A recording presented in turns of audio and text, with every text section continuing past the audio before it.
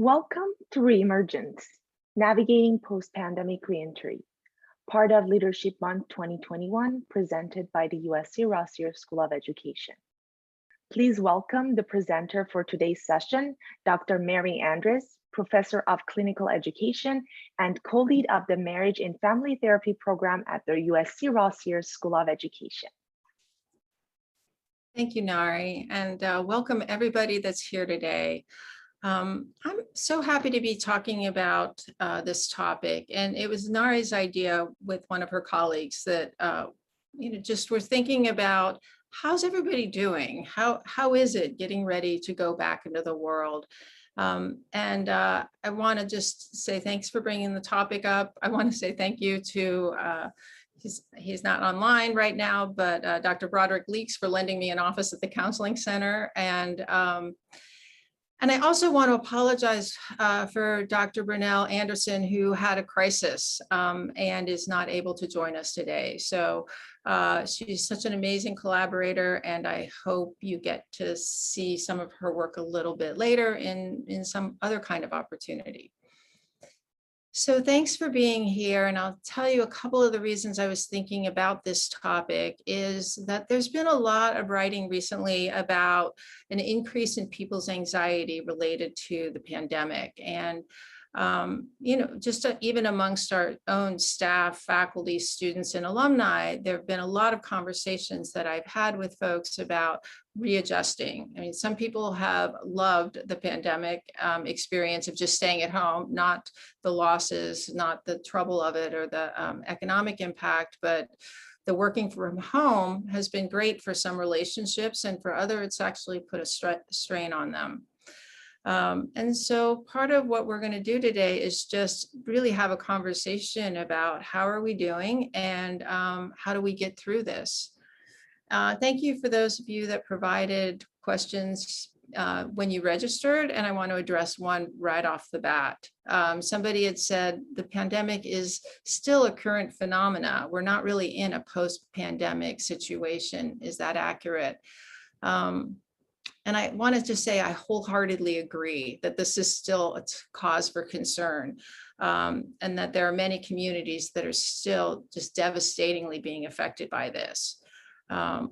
What we do have at this stage in the city of Los Angeles, at least, is 4.67 million LA County residents have been fully vaccinated. And so even some of the precautions we took early on, we've been able to kind of learn what do we need and where can we start taking informed risks that are a little bit different than what it was like when none of us really knew what to do.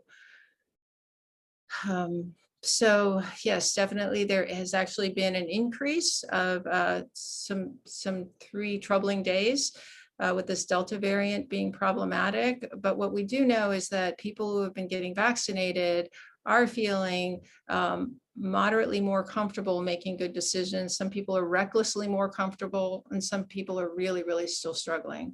And that's why we thought a conversation like this would be really important. So something that people know about me is that I usually like to start things off with some kind of a grounding exercise.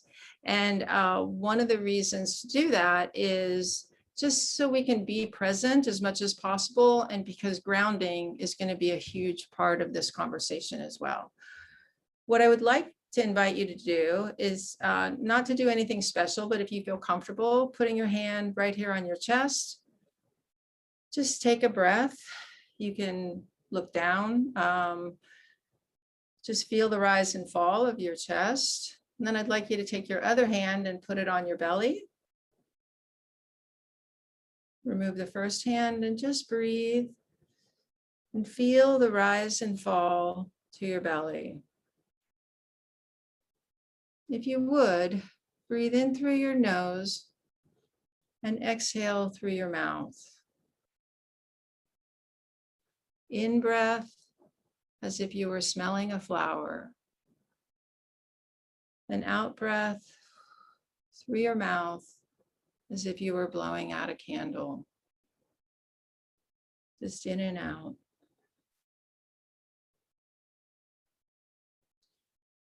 And part of that It's just allowing yourself to really settle in. Notice where your body is touching the surfaces of the chair you're sitting on, or where your feet are touching the ground if they are, wherever you're making contact. Just be aware of that. And also be aware of any tension you might have in your face, and just let it relax. Think about really just softening any tension around your eyes. It's easier to do it if your eyes are closed. Softening any tension in your jaw. And then allowing yourself to move however your body says you might need to move to feel more comfortable.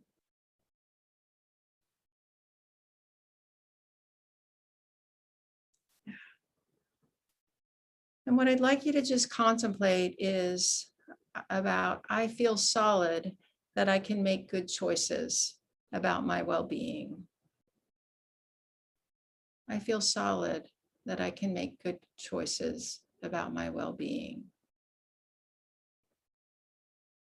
And when you're ready, just move around a bit and open your eyes if you like. You can listen to this whole thing with your eyes closed if you like, but let's just rejoin this conversation. Thank you. Part of the reason I talk a lot about doing breathing and is because when we're allowing our body to really have enough oxygen, when we're allowing our bodies, our cerebral and our brain and our I'm going to catch myself, our cerebral and our psychological flexibility to be more activated. You know, our breath gives us more bandwidth, basically. So much of what happens is when we tense up, we're in fight, flight, or freeze response.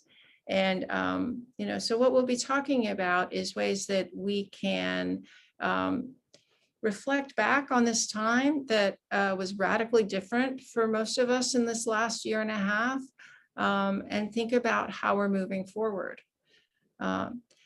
I would love to use the chat and hear from some of you, because my guess is that some of you have new priorities that you would like to keep. And I'm wondering what some of those are.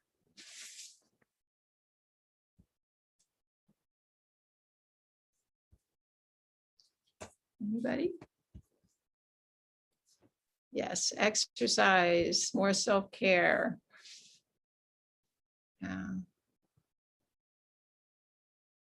One of the things I recognized during this was novelty. I need more novelty.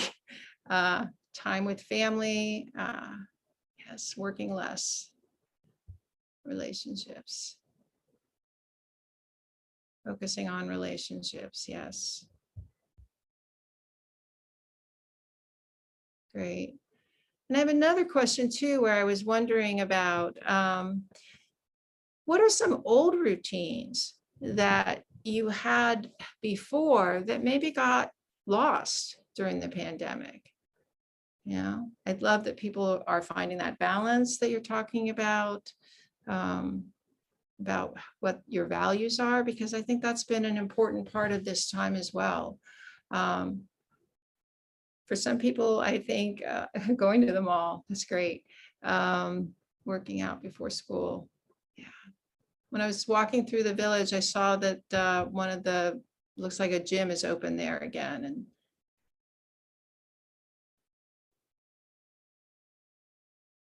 yeah, some of the conversations that I've been having with people who have been venturing out have been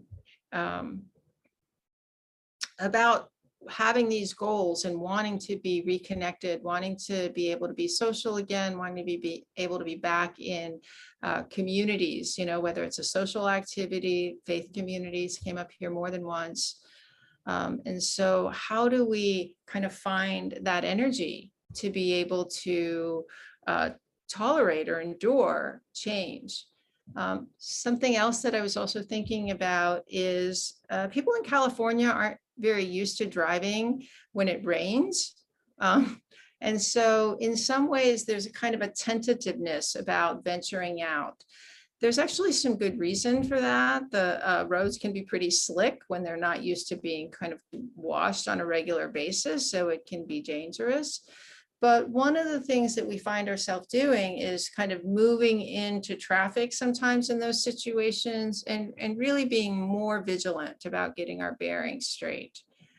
Part of what that is us all figuring out something called our window of tolerance. And I actually have one of my alumni I'd love to invite up here. Monica, would you pop on and join me for a moment to have this conversation? So thank you. Monica, could I have you introduce yourself? Hi, everyone. I'm Monica Manabusin. I graduated from the USC MFT program in 2016, and I work as a child and family therapist here in LA in a small group practice, kind of in the mid-city area. Thank you, Monica. So part of the reason I wanted Monica to talk with me about this is one of the things where when I'm working with adults a lot, how I'll explain it is different than how Monica might explain it working with kids. And some of the questions are about how to deal with family and readjusting kids back to kind of a different life than they've had for the last year and a half. But I'm going to start with talking about adults. Well, all of us, this relates to kids too, but many times when fear is activated in us, when we are having some kind of a response, we're overly amped up. And there's this window of tolerance, it's called, where I had a photo. I don't have. So we have a window of tolerance, and on the top of the window of tolerance is when that fight or flight, when we're hyper aroused, and that up in that range, we're really out of sync with ourselves. And on the bottom part of that range is that freeze response, is how I think about it, when we shut down. And all of us, when we have kind of conflicts, we understand, that we might have that reactivity where we're either overly agitated and reactive, or we go into freeze or hide mode, and that I can't deal with it. And what we're trying to figure out is that middle part. It's like, how do we stay in that optimal range so that we're able to respond from the better version of ourselves, instead of that, either depleted version, which I feel like is the bottom, or that overly aroused version, which is the top.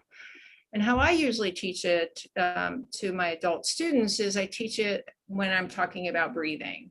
And when I had asked folks to put their hand here, this is kind of the normal breathing that a lot of us do. And this can also be really shallow breathing, because sometimes we're only breathing to our brainstem. So we're only getting enough oxygen for that fight, flight, or freeze response. When we put our hands down to our belly, chances are we're getting more oxygen up to our frontal lobe. And our frontal lobe is the part of our body that has all of our wisdom. We've stored all of our memories. Our sense of humor is in our frontal lobe. It's more than just that primitive part of our brain where we're just activated and can be very reactive, which is super important when we're under stress or a bear is chasing us, but it doesn't particularly help when our energy is getting drained out. So, Monica, does that make I know you've heard me say that before, but just anything you want to add to the adult version before you share a kid version? I think you covered it really well. I think with kids, what I normally remind parents is that co-regulation always comes before self-regulation. This has been kind of a unique experience because we're all going through this for the first time at the same time. Normally, when you're kind of walking your kids through something, you've already been through that experience. And so I think it's been a really good time to model like vulnerability, and that it's okay to be flexible. And sometimes we don't have all the answers, and that is okay. And just remembering that as long as your kids are able to kind of be near you and be reminded that we've got this and that we'll handle all of the big questions, that they can just worry about the normal kid stuff. And it's also important to remember that it is okay to be knocked out of your window of tolerance. the goal is never to be there 100% of the time, because it's just not possible for any of us. But the least amount of time we can spend on either side of that window, the better. And of course, the best way to do that is really to spend that mindful, reflective time in therapy and just doing other things like journaling and relaxing and just being connected with loved ones. Great. Thank you so much, Monica. And I'm going to pull you back to help out with some of the kids stuff later. So I'm so glad you're able to join me. Awesome. So I was just looking in the chat, and one of the things that somebody had written was, let me just read that directly again, this idea of the losing motivation to be social. And this is one of the challenges I think that has happened for quite a few folks. So besides teaching students at USC, I also have a small private practice, and I've been talking to family and friends and hearing so many different stories about where people have felt comfortable and where people who, and I have a lot of outgoing friends who have all of a sudden, for the first time in their life, felt like they don't know how to be outgoing anymore. And I don't know if that's been true to some of you that are listening today, but I've had people who are used to being the life of the party say they've gone into social situations where it physically felt safe. They were outdoor gatherings or something, but they just didn't have their bearings. One of my friends talked about going around to the other side, leaving the backyard and going to sit in a front yard by themselves for a while just to regroup. And then they were being really hard on themselves about that. And I was just like, it is a different world, and so kind of learning how to really listen to ourselves is important in those situations. But that restlessness or feeling overwhelmed is pretty common. It's like I was saying with the idea of the rain, it's kind of like, this is not what I'm used to anymore. And so having to kind of find our bearings and find our pace is really important. Some folks have been really avoiding others. And like somebody just asked me the other day that was out visiting from New York, where have you been eating, or where have you been going out to eat? And what I realized during the pandemic is that I really love cooking. And I've eaten a lot more of my own cooking in the last year and a half than I probably have in the last decade. And I've thoroughly enjoyed it. But I also realized there's been a little bit of that avoidance of going out into situations. And also I don't have the same patience because I don't need to wait on anybody else, or I don't have to sign up and wait for a table if I'm just cooking for myself. So recognizing and just almost having to be socialized again to deal with some of those things in Los Angeles that we haven't had to deal with. And recognizing that I might feel avoidant, but then I miss out on opportunities. I did go out to a restaurant with friends of mine last week. It was somebody's surprise birthday party. And it was one of those, it was after a class, so it was a late start. I realized 3 hours later, we sat there and had just an amazing conversation, and it was just really nice. It was just really nice to be with people and the ambience and to taste other people's cooking and the good food. And so it's like recognize, and I don't know if I hadn't had that invitation, if I would have ever made a reservation and gone to that place. But I was super grateful for being able to lean into that experience and then take it away and savor it, and then be like, oh, I want to do more of this. So if you're one of those folks that's feeling that ambivalence, just recognize it and look at, is my protectiveness causing me to go without something that is also important, like the reconnecting with people that are important to us. Another person was talking to me about fatigue. They had said something about going to 3 different events on the 4th of July and coming away from them hating small talk. They said they knew everyone there, but hating small talk and just really feeling fatigued, really feeling tired and worn out. And it's a social muscle. It's a social muscle that just hadn't been used much. And so hitting 3 parties in one day might have been overkill. I think some people have been doing overkill too, just around substances. It's kind of like just really being able, to be on your own and not necessarily driving, or, you know, sometimes people's substance use has gotten a little bit out of hand over the pandemic too.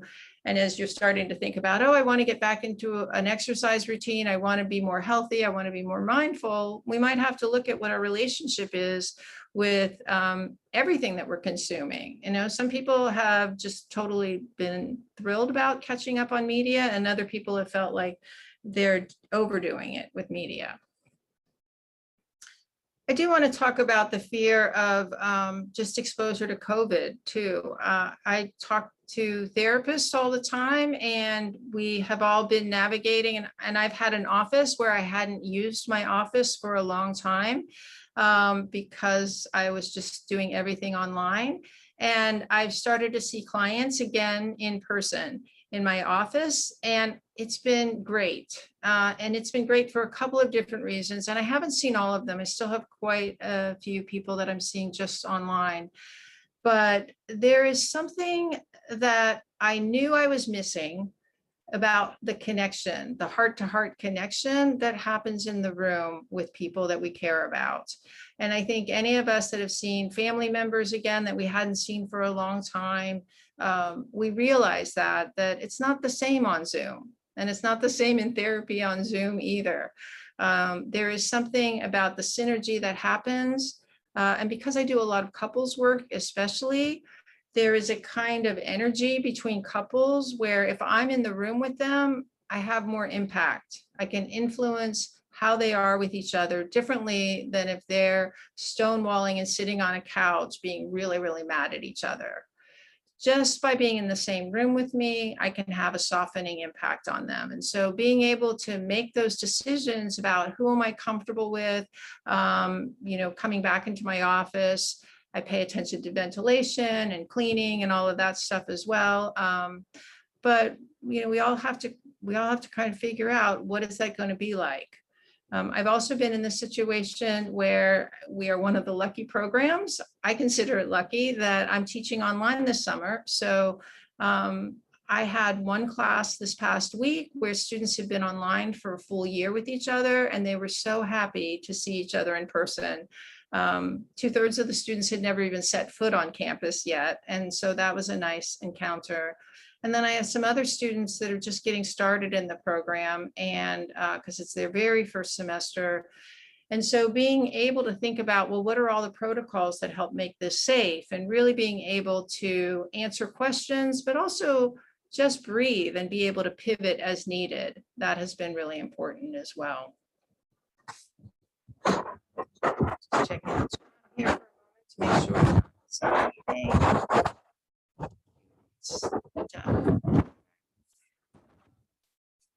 Great questions. So one of the, let me, before I go into the Q&A too much, I'm going to just go over a couple of other thoughts that Brunel and I had as we were considering this. Part of re-engaging and coming back out in the world is us first resourcing, was Brunel's word, and thinking about what kinds of rhythms do we pay attention to ourselves before we're ready to really face the world. And I'm going to break this down to 3 different areas. The first is what are our own internal rhythms. That has to do with our own self-care as far as our sleep, our diet. Do we have a balance in terms of solitude, exercise, movement? You know, a lot of this has to do with our own breathing again, meditation. You know, are we doing the kind of work that centers us so that we feel more courageous about going out into the world? I always think about, like, do I have everything I need in my bag to go out? I didn't go out of the house enough or that often during the last year. So I got used to just throwing my ID and a credit card in my pocket. And then it's like, oh, now I need school IDs, I need keys, I need all kinds of other things. So just really being prepared too. That's part of the internal rhythm of slowing down and listening to ourselves and being aware. Environmental rhythms is another area of resources, as that, you know, both environmental resources might be related to the spaces that we're returning to if we're going back to the office. And And then also thinking about, and many of us had to adjust quite a bit to work from home. And so thinking about, what did I learn during this experience of working from home? Sometimes the kinds of breaks people took, they recognized that those breaks made them much more productive than the way they had worked before. And I was just hearing research today that people were saying that 4-day work weeks look much more productive, as that's one of the outcomes that we're seeing from this. Some, like I saw in the chat, some people are not thrilled about coming back to the office. I have colleagues I also know that home is a bit chaotic, and they would welcome being back in the office because the office was like a sanctuary for them to be able to really be focused on the work. And it's, I've been on enough Zoom calls and Zoom meetings with people who have lots and lots of chaos going on around them. And I think of how hard it is to be focused, and that part of just having separate spaces can sometimes be a privilege. It might be, when you think about those environmental rhythms, that you think about bringing into the office something that helps ground you. One of the things somebody was telling me about is when they were working from home, this idea of just being able to walk out in their garden and have lunch in the afternoon was super nice for them. And they said, I think I want to just start cutting some flowers and bringing them into the office, so it feels like they're bringing that sense of that environmental rhythm into their work life when they go back. The last one is about, and people wrote about this in the chat too, spending time with people that allow us to be ourselves, you know, that allow us to be genuine and authentic, connecting with folks that are important to us. And actually, one of the people on this call, I had gone to their wedding a couple of weeks ago, and I got to see a lot of folks that it was so great to just be face to face with people that I really care about. And I love that. I love that opportunity to connect with people that are important. There's also a different kind of inventory that we've done around relationships and tasks. And I see this in some of that chat too, about changing our priorities. You know, we've had a good excuse to not see people that are difficult for us, or maybe high maintenance or toxic. And so I think we start to evaluate our relationships and go, you know, what are the relationships where I feel a sense of obligation, and how do I show up better with my own internal resources for those relationships? But are there other relationships that are non-essential and that maybe don't serve me anymore? And so, you know, that could be the person that you were drinking too much with, or something that you decide to back off and just set a different boundary. I'm just going to check. So two of the things I wanted to talk about, I already started talking about for people with that are therapists. One of the things I said about how I feel going back into the room with clients, but I also want to just state that inviting our students or our clients back into the rooms as well, it's important for us to check in with them and talk about how is that shift. I had people that I worked with this past year that I'd never seen face to face. We started working on Zoom. And when they came into my office for the first time, there was a different kind of bashfulness, a different kind of just like not navigating that space. And I am a big fan of talking about that experience of what is this like for you? Basically process questions to talk about the experience of it being different. Because sometimes just verbalizing the oddness of that. I had somebody who, we always had eye contact on Zoom and was having a really hard time making eye contact in the office, and just being able to name and normalize that had been really helpful. And then after about 3 sessions, it's all good. It just feels like we've known each other this whole time, and the awkward blip has kind of gone away. Some clients have been able to do more deeper work online, and coming back into the office feels like we're starting with a new person, or they feel like we're a stranger to them again. And so just this is where I need to really be aware of, it's not really stepping back. We just have to kind of breathe our way through that and find our bearings again, with like anything else. I think about with supervisory roles and leadership, and just the way some of my managers even in Rossier have been handling things. I know that one of the meetings I'm in, the person who chairs the meeting does a nice job of just trying to check in with everyone and ask us, how are we? And that idea of person first leadership is very, very helpful, because I think that as stress levels are high, there's a lot of fear about what is being asked of us, especially for those of you who are saying, I'm looking at trying to have that balance of prioritizing family more, not being a slave necessarily to work. It's like, well, how can I work effectively and efficiently and prioritize my family? And I would encourage you to lean into that and really be curious and negotiate, talk to your colleagues, your department heads, and figure out, like, what is a workable balance, in terms of what needs to happen. Somebody had written how they're so happy to not be commuting. I actually miss my commute because I used to listen to podcasts walking to the train, and I would read on the train into work. And I felt like I was reading and I was getting more exercise when I was commuting. So we all have individual differences. I certainly understand, though, that if you're one of those folks that spent, more than an hour on the road every day or every time you were commuting, that is a huge amount of time to get back. I talked to some folks where their work has been pretty demanding, where they've just kind of laid down the law and said, everybody needs to be back in the office on a certain date. Somebody was telling me July 19th, everybody needed to be back in the office. And there were so many questions rolling in, and the administration had not worked out a lot of those details yet.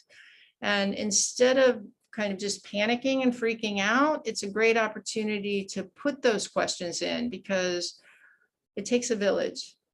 In any organization, we're not the ones who are able to see all the different parts. I was telling somebody the last time I did a webinar, I had put up a poll, and because I'd asked a question, how many siblings do you have? And because I hadn't listed 0, people couldn't get past that.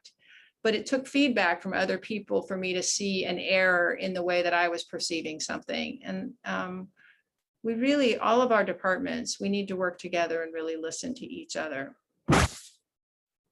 I'm going to go with the questions that are in the Q&A right now first, and then I'm going to go to some that have been mailed in. So Fred, thank you for your question. The issue of navigating the pandemic is typically arduous for everyone. However, for children in special needs, it is new and especially challenging. Can you provide your insight on suggestive strategies when addressing elementary and middle school children? Thank you, Fred. That was one of the questions that got mailed in too. And I'm going to invite Monica to come back in and talk about this. And part of this is because she's one of our kid experts. So I think when thinking about kids with special needs, it's important to remember that every day they navigate a world that was not built for them. And that is a huge stressor in and of itself.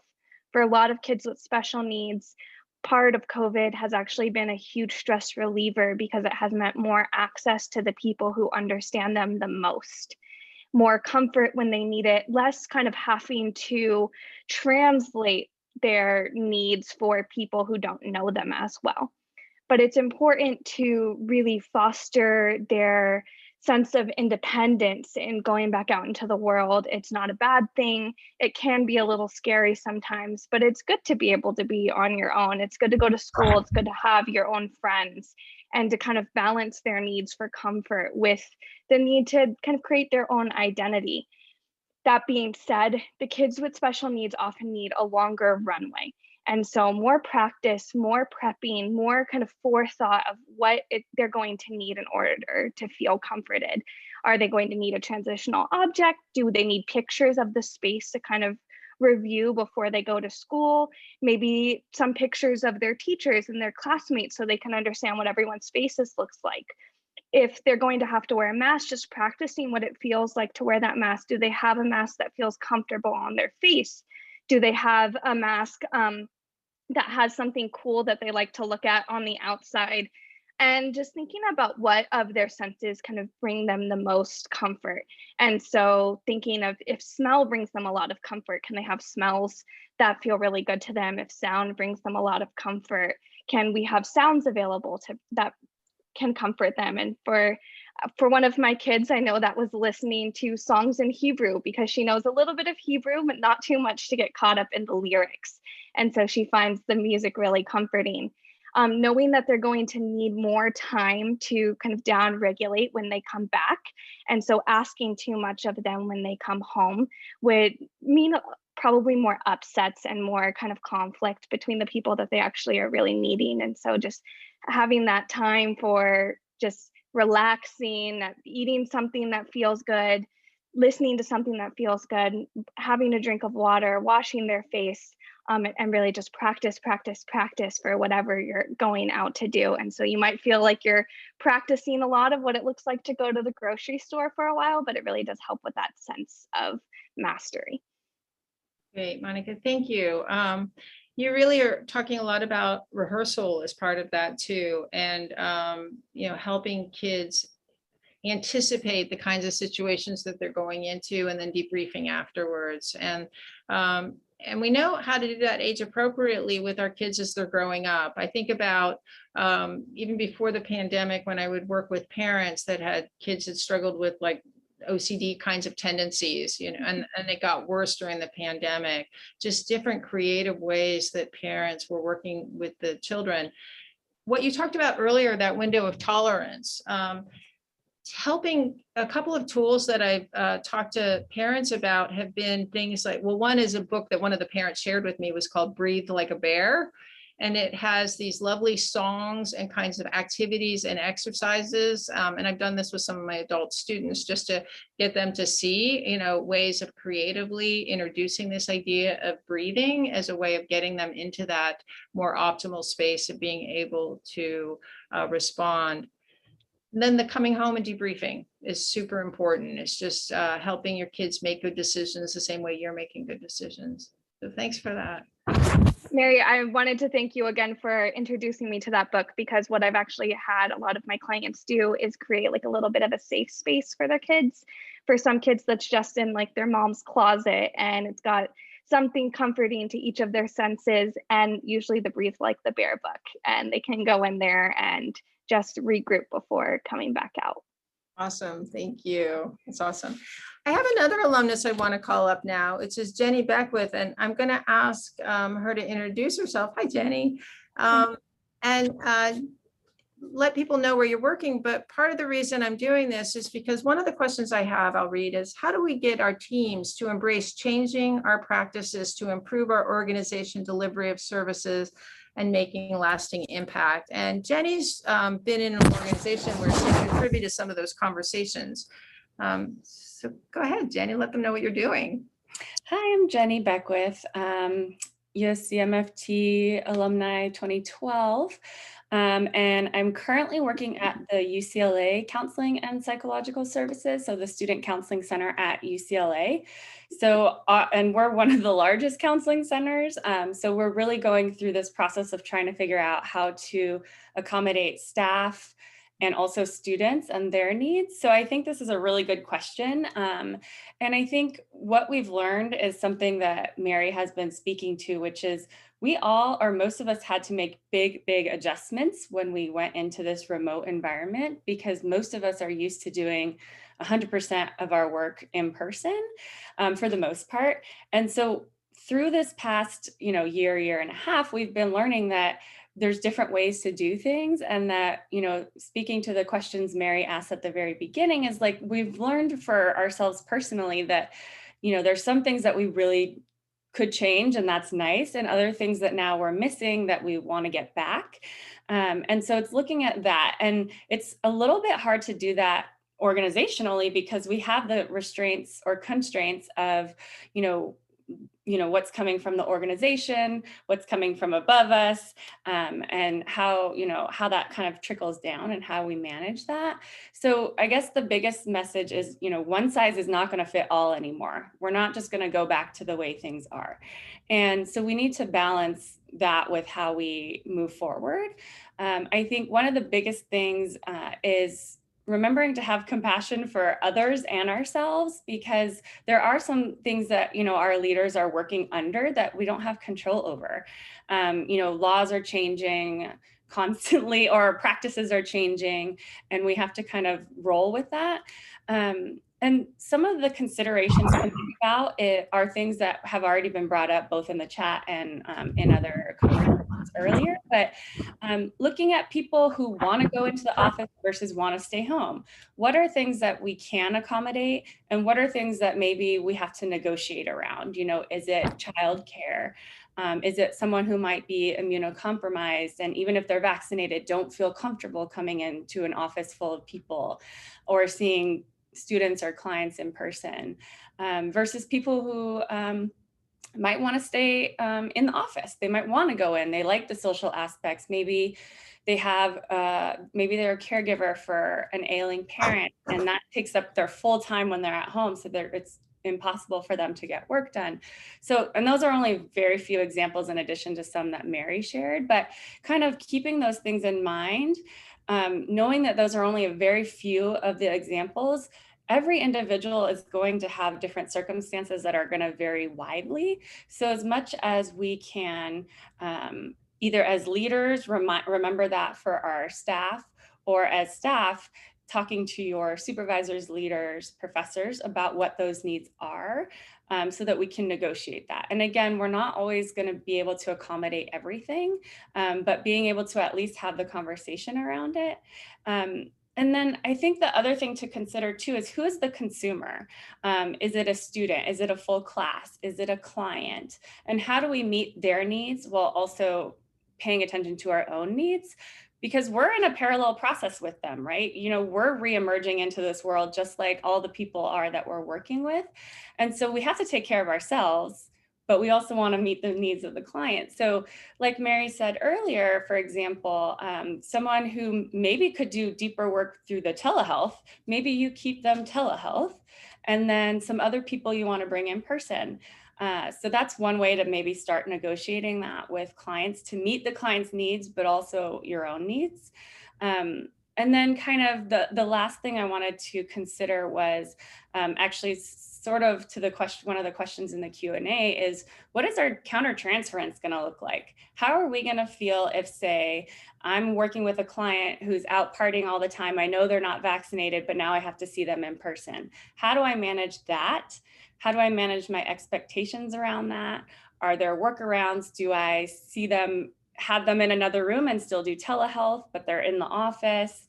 Are masks enough for me to feel safe? So kind of considering those different things, do we have the class online this week because someone was exposed to COVID? Like there's different things we want to think about in terms of countertransference, especially when working with clients, if you are a therapist, because maybe I'm being really, really safe in my mind and still wearing my mask everywhere out in public. And then I have that client come in who's not. How do I make sure to check in with myself around that to do that? But same thing with staff. Maybe other staff have different values too. So it really is a complicated story of balancing all of this. So I really think transparency and flexibility are going to be two main things that are going to be most important, since things are constantly changing.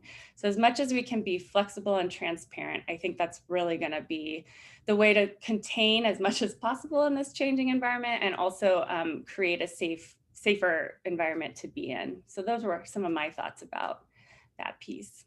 Penny, thank you. Thank you for being part of those conversations over at UCLA. And, my biggest takeaway from what you're talking about is this idea that there is no one size that fits all in these situations, and both to trust what we need as well, that there are two people, or there are more than one in the system, but we don't want to lose track of ourselves, because that's really where burnout happens. Exactly. Yeah. Let me go to some of these other questions I have. One of them was talking about, how do we deal with backlash from students? I love this, on the phone or over email, never in person. Oh my gosh, I loved this question because we all have been triggered and we have all experienced well, maybe we all haven't, maybe some of you are lucky, but you know, just the impatience or trolling kind of behavior sometimes that can be really challenging. So if we're in a professional role, first, you know, person first in one situation,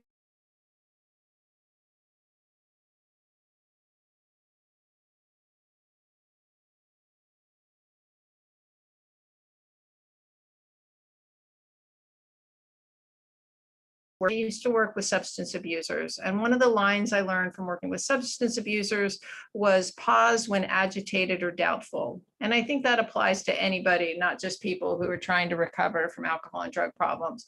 That pause is so important because that's where we catch our breath. That's where we're able to kind of breathe down and breathe up to our frontal lobe instead of just being reactive. My reactivity often times is going to be a very sharp-tongued response, which is not what my students or my clients need to hear from me. But that's the pushback that I grew up with, you know, in terms of how I interacted with my brothers, probably. What we want to do in this situation, this professional situation where we're wearing that professional hat, is first we attend to ourselves, and then we think about what's going on with this person in front of me. And if I can breathe my way past my reactivity, I want to be able to respond from that place that knows more. If it's a situation with students, we might be able to turn this around and have it be a teachable moment as well. So we might be able to take care of the business, take care of ourselves, but also be able to extend that further. I had a situation recently where I had a student who had volunteered to do something, and I was kind of surprised, but happy to hear that they had volunteered to do this thing. I was surprised because they were somebody who I had heard was not responsive to a lot of interactions from other staff members. And when I reached out and wanted to compliment them, I said, hey, this was me being my genuine self. Thank you so much. This was an amazing contribution. I also wanted to bring up, and I gave them some feedback about how some of their behavior had been impacting other systems that they were involved in. And they took the feedback in, and they were profusely apologetic, and they were also aware that that was not the kind of professionalism that they should be exercising as an MFT student. And I was so grateful for that response.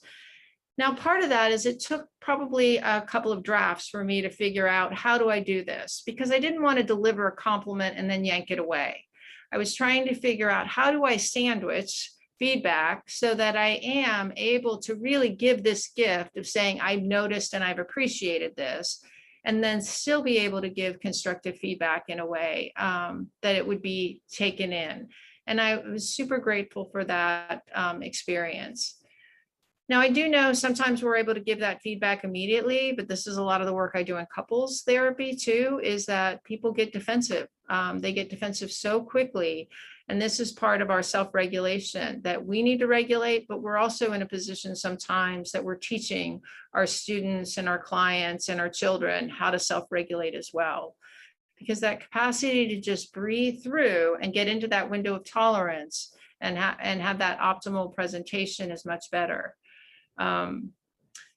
So, you know, I know that we have anxious students that are eager to learn, and sometimes it comes out a little prickly in terms of how they approach us. Like I said, we brought students back to campus, and we're learning as we're going along. I want to just do a shout out to the staff that has been helping tremendously with a lot of the challenges of getting on campus and getting in the right rooms and having air conditioning and technology and all of that. A huge part of this is about breathing and pivoting.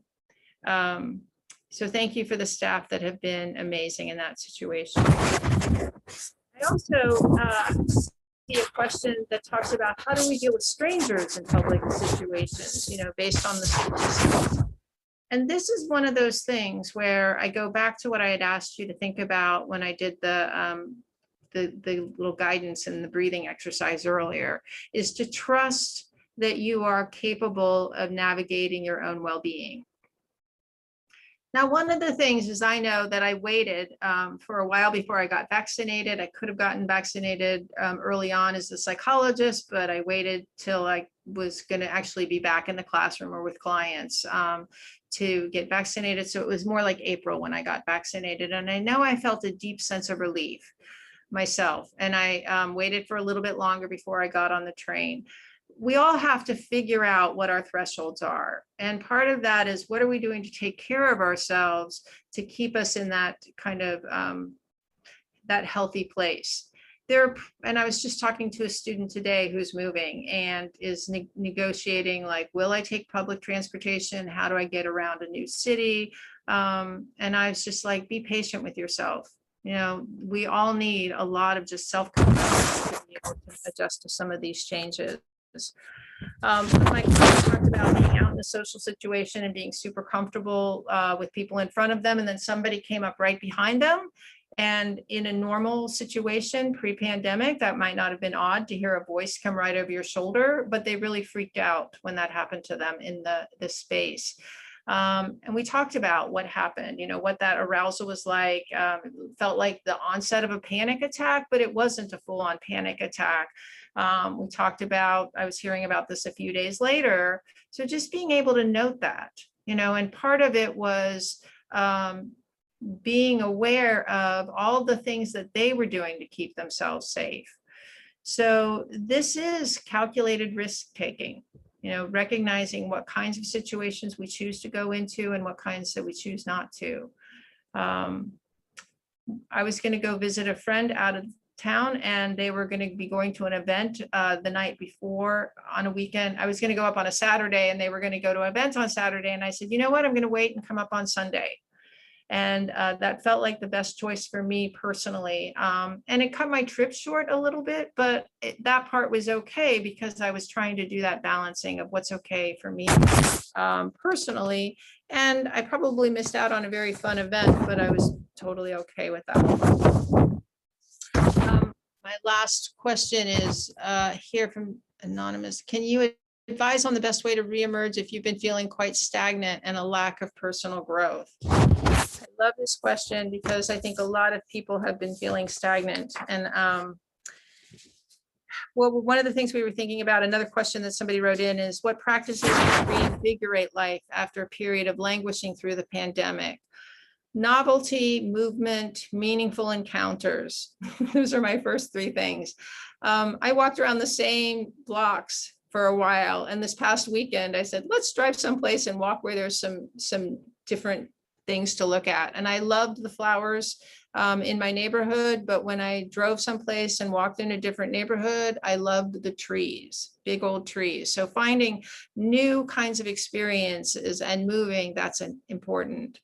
The meaningful encounters, meaning meaningful, genuine connections with people that are important to us, that's helpful. For some people, the pandemic has been a cleanse. We've actually stripped ourselves of some bad habits. For other people, it might mean that we need a cleanse, and that might be that what we're doing is we're assessing what kinds of coping skills have worked for us and what kinds of coping skills maybe saved us in the beginning, but they went from coping skill to habit to now being a liability. If we've gotten too comfortable going out, if you're one of those folks that you're like, oh, I haven't left the apartment for multiple days, put some shoes on, get out of your slippers, put some shoes on and go outside. Like, just, the momentum is there that if we force ourselves to get out the doors and then get moving, our body's getting that oxygenation, and that's going to go a lot better. But we really have to look at, are these habits not serving us? And if they aren't, we try to change them. I'm training therapists, so I definitely know that therapy is super helpful. Sometimes people come in just we call it adjustment problems. You know, they come in and just adjusting to this new world might be something that somebody does, that they're looking for just somebody to talk to connect with. And I was definitely connecting with quite a few people I picked up over the this period of time around stagnation, around wanting something bigger in their life than what they had. And so being able to do some of that goal setting and appreciation is helpful. The other thing I would say is build support around you. Make sure that you have a cheering section of allies that are really working with you to support your ideas. And you're letting, first of all, that we connect with our own values, and then we let people that care about us know what our values are as well, because they'll support us in wanting to do better in those areas. I am a big fan of inventorying both our professional and personal goals, and just really being able to check in and look at projects that we want to do professionally, and look at aspirations and plans that we want to make in our personal life. And then another one I want to bring up, and I'm not sure it was one of the questions that wrote in, but I think part of the dealing with strangers too is sometimes dealing with different worldviews. And I've been able to talk through this. I have clients that have not been vaccinated yet, and being able to talk with them about, well, how do they find safety with the choices that they're making, and how do they take in good information about that that might be helpful, and really listening to those individual differences. Again, we check in with ourselves, and we check in and listen to who the person is that we're talking with. I do have a list of takeaways that, wait, let me just check and make sure there's any other questions. So yeah. If there's anybody else that wants to submit any questions before I jump into my takeaways. Okay, I'm going to throw a slide up here. All right. So I do want to come back to the fact that we are still in a pandemic, that all is not safe, but it is safer. And part of that is that we just tune in with ourselves, and we know what our own personal limits are. And I'm going to jump to this question that says on the chat, how can we re-engage staff who had hoped to stay remote but are now being required to work in the office? That's a great question. This is where one size doesn't fit all, but I think that part of what we do is we listen to what their concerns are, you know, and, you know, in some ways, and I've had to do this with our own program, is that the program that we offer is not an online program. So when we're talking about teaching, it's like we're looking forward to getting back into the classroom, and the students are looking forward to getting back into the classroom because that's what they were thinking. So I know that the dean in Rossier did a great job in terms of looking at what different people's work lives could be, what was necessary to be on site, and what could potentially still be done at home. So please talk to your individual supervisors, talk to your individual staff members, and really listen. But I also know in some other organizations, I know with some of the tech companies, there's been kind of a sweeping call back, and some people have just said, hey, I've already moved out of state, I'm not coming back. I think in some ways they kind of understood that that might be an option that they were having. But I think that I've also worked with clients where they're saying, like, I'm not crazy about this, but part of the work in therapy is us talking about them speaking up for what they need, but also showing back up in the office based on, and with some of them, it's creative work based on the kind of collaboration where working around the same table might be more helpful. So if you're one of those people that wanted to stay at home, that's you know, it's a safety issue for you to be able to talk through what your personal needs are, but it's also a grieving issue. And I do not want, I don't know if that was in here for my takeaways, but we are grieving. we're grieving a change. You know, some of us are grieving the loss of loved ones that, you know, we've experienced through the pandemic. And as the world comes open and people are asking and we're having to tell these stories again, it's like, oh yeah, we're revisiting our own losses. But we're also experiencing the loss of, and I've been in the traffic, it's nice not commuting. So we're grieving those kinds of situations as well. So I'm going to go through some of these other prior takeaways, just because I think these will help with that understanding. How do we cultivate spaciousness? And spaciousness might be around time. It might be around the kind of space that you work in, and recognize when I say what activates, what makes you feel alive. Figure out what your own kind of movement needs are, what kind of physical activities you have that help you feel more balanced. Gratitude practices are super helpful in helping us with our attitudes. You know, if we feel like we're being really stubborn, let's start with what things are working out well for us. And that becomes part of our negotiation platform, because we realize maybe we have more resources. When I go back to those personal and environmental resources, than we realized. Prioritizing person first, our own self-regulation, making sure that we are asking for what we need.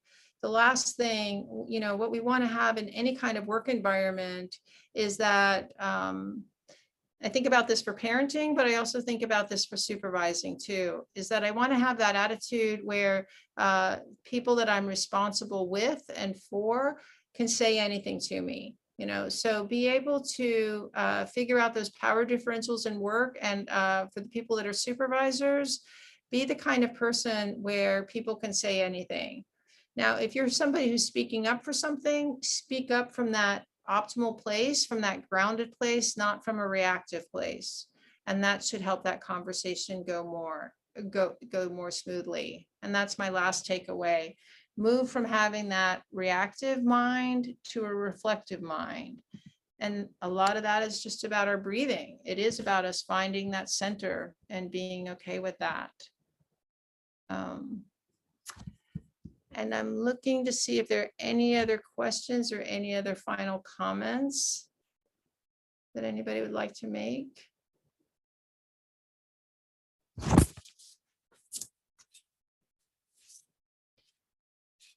Make sure. Oh, that sounds good for me. I want to say thank you to Nari and Matt from the alumni or the Rossier alumni folks, and thank you so much.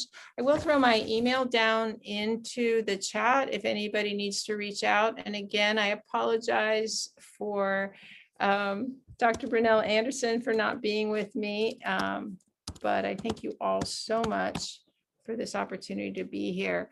Monica, did you want to send the graphic that you had talked about related to working with kids? I can't figure out how to put it in the chat, but if I can share my screen for a second, then anyone can grab it if they would like. Yeah, you could just pop your screen up. Do you have a screen share? And then,